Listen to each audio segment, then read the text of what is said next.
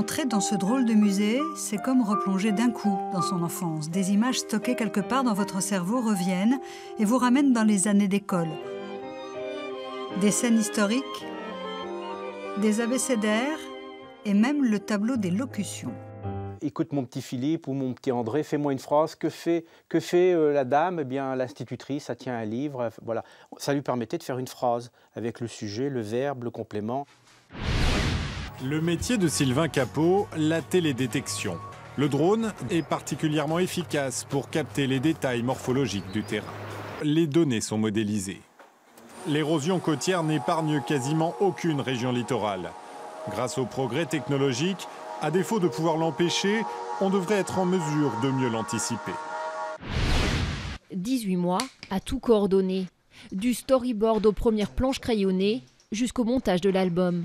Des dessins réalisés aux États-Unis, un scénario dans le sud de la France et une colorisation faite à Paris.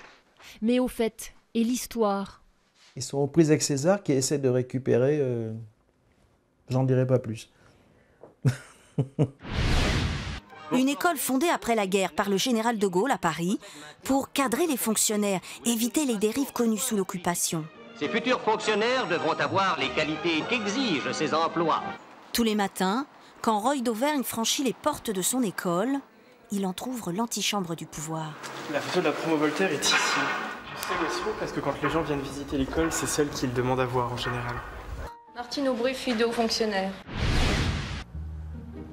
Enfin, les moustaches au vent marin. Quelques regards hésitants ici ou là. Face à ces deux jeunes phoques de 3 mois, la baie du Mont-Saint-Michel. À peine 1 minute et au bout de la glissade, la liberté.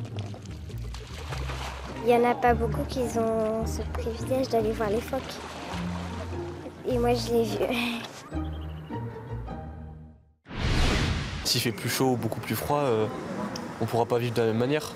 L'exposition a lieu dans le contexte de la conférence internationale COP21 sur la protection du climat prévue à Paris en décembre. Elle vise la plus grande pédagogie pour tous les âges et tous les publics. Avec ses dimensions hors normes, sa décoration et ses lignes horaires en plomb, le cadran solaire de l'abbaye Chaise-Dieu en Haute-Loire est une pièce unique en France.